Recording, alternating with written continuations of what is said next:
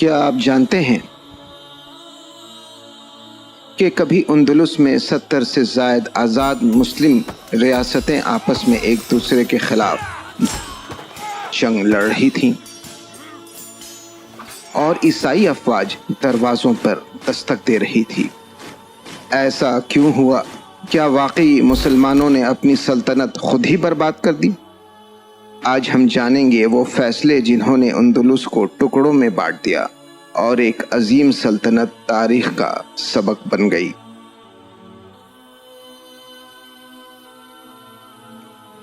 اندلس وہ سرزمین تھی جہاں کبھی علم کے چراغ روشن تھے۔ آج اس کے کھنڈرات سیاسی دھوکہ، فرقہ پرستی اور تفرقوں کی چاپ سنا رہے ہیں۔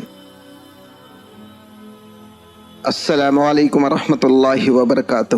میں ہوں فیصل اور آپ کا میزبان فضائے داستان میں، جہاں تاریخ بولتی ہے اور ہم اسے دل سے سنتے ہیں۔ پچھلی قسم میں ہم نے اندلس کی چمکتی روشنی دیکھی تھی، وہی اندلس جہاں علم، فن اور فلسفے کا سورج پوری آب و تاب سے چمک رہا تھا۔ آج ہم دیکھیں گے کہ وہ روشنی کیسے آہستہ آہستہ بجھ گئی۔ وقت کے سفر میں آگے بڑھتے ہیں، جہاں طاقت، تعصب، اتحاد اور فرقہ وارانہ کشمکش اندلس کی بنیادوں کو ہلا کر رکھ دیتی ہے۔ کیا آپ جانتے ہیں کہ بنو امیہ نے اندلس پہ 275 سال یعنی 756 عیسوی سے لے کر 1031 عیسوی تک حکومت کی، مگر جب بغاوت اٹھی تو وہی اندلس چھوٹی چھوٹی ریاستوں میں تقسیم ہو گیا۔ اس دور کو کہتے ہیں طوائف الملوکی، یعنی ٹکڑوں میں بٹی ہوئی سلطنت۔ اب ہر ریاست ایک الگ بادشاہ، ایک الگ قانون اور ایک الگ سوچ کے ساتھ چل رہی تھی۔ اشبیلیہ میں شاعری پروان چڑھ رہی تھی، غرناطہ میں ایک الگ سیاست پنپ رہی تھی اور تلی تلا میں اندرونی کمزوریاں بڑھ رہی تھیں۔ پھر 1085 میں ایک زلزلہ آیا۔ الفانسو 6 نے تلی تلا پر قبضہ کر لیا۔ اندلس جیسے کانپ اٹھا۔ سوال اٹھتا ہے کہ کیا اب اندلس کا اختتام قریب تھا؟ اس پریشانی کے دور میں اسلامی ریاستوں نے مدد کے لیے ایک طاقتور اسلامی جماعت کو پکارا۔ مراتبین، ان کی قیادت کی یوسف بن تاشفین نے۔ پھر وہ دن آیا 1086 23 اکتوبر کو۔ مراتبین نے صلیبی فوجیوں کو بری طرح شکست دی۔ یہ صرف جنگ نہیں تھی، یہ امید کی ایک کرن تھی۔ مراتبین نے 1091 عیسوی تک اشبیلیہ، غرناطہ، قرطبہ اور مالقا جیسے بڑے شہر قبضے میں واپس لے لیے۔ اندلس پھر سے ایک قوم کی طرح متحد ہو گیا۔ مگر ناظرین، جب طاقت کے ساتھ برداشت اور آزادی ختم ہو جائے تو وہ اتحاد اندر سے ٹوٹ جاتا ہے۔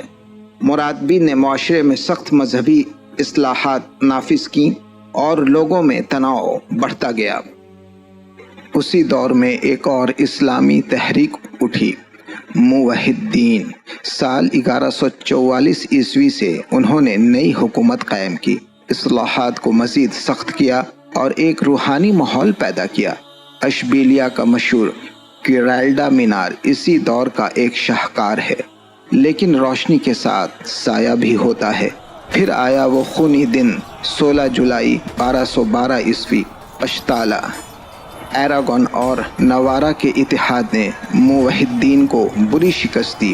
اندلس پھر ٹوٹنے لگا جیسے کسی دیوار کا سہارا گر گیا ہو۔ اب اندلس صرف ایک شہر تک محدود رہ گیا، غرناطہ، گریناڈا۔ وہی آخری چراغ تھا جو وقت کے طوفان میں دھندلانے لگا، لیکن امید باقی تھی۔ نصری سلطنت نے 1238 عیسوی سے 1492 یعنی 1492 عیسوی تک، یعنی تقریباً 250 سال اس نے غرناطہ کو سنبھالا۔ ایک نظر، ایک جذبہ، ایک امید، مگر یہ چراغ زیادہ دیر روشن نہ رہ سکا۔ اور اب اگلی قسم میں ہم دیکھیں گے کہ اندلس کا آخری منظر کیا تھا، کیسے وہ روشنی جو صدیوں تک روشن رہی آخر کار بجھ گئی۔ لیکن اس کہانی کا پیغام کیا ہے کہ صرف تلواریں شکست نہیں لاتی، کبھی کبھار اندرونی کمزوریاں اور فرقہ واریت بہترین سلطنتوں کو بھی گرا دیتی ہیں۔ ہم نے یہ سیکھا کہ جب اتحاد ٹوٹے اور سیاست تعصب اور نفرت دین سے آگے نکل جائے تو تاریخ ہمیں آئینہ دکھا دیتی ہے۔ اندلس صرف ایک دن میں نہیں ٹوٹا، بلکہ ہر غلط فیصلہ، آپس کی لڑائی اور ذاتی مفاد پرستی اس چراغ کو بجھاتی چلی گئی۔ اندلس میں اسلامی حکومت کی یہ کہانی آپ کو تاریخ کے اس دور کی سیر کروا گئی ہوگی۔ آگے بھی علم کے ایسے ہی موضوعات سے سجی کہانیاں ہم لاتے رہیں گے انشاءاللہ۔ اس کے لیے سبسکرائب ضرور کریں، اگر ویڈیو پسند آئی ہو تو لائک ضرور کریں، اور ایسی ہی مزید سچی کہانیوں کے لیے جیسا کہ میں نے کہا چینل کو سبسکرائب کرنا نہ بھولیں۔ تو چلیں، ویڈیو کے اختتام کا وقت ہوا جاتا ہے۔ سال کے 365 دنوں میں دن شمار ہیں 190۔ آواز سن رہے تھے آپ فیصل کی۔ علامہ اقبال کے اس شعر پر الوداع کرتے ہیں۔ آئینہ گر ہوتا ہے تو دکھتا ہے چہرہ اپنا، آئینہ گر ہوتا ہے تو دکھتا ہے چہرہ اپنا، ورنہ کہاں پہچانتا ہے روشنی کہاں سے ہے۔ آپ کے الفاظ ہمارے لیے بہت قیمتی ہیں۔ اپنے جذبات کمنٹس میں ضرور لکھیں۔ تھامے رہیں چینل کا ہاتھ اور بنے رہیں ہمارے ساتھ اس چینل پہ جس کا نام ہے فضائے داستاں۔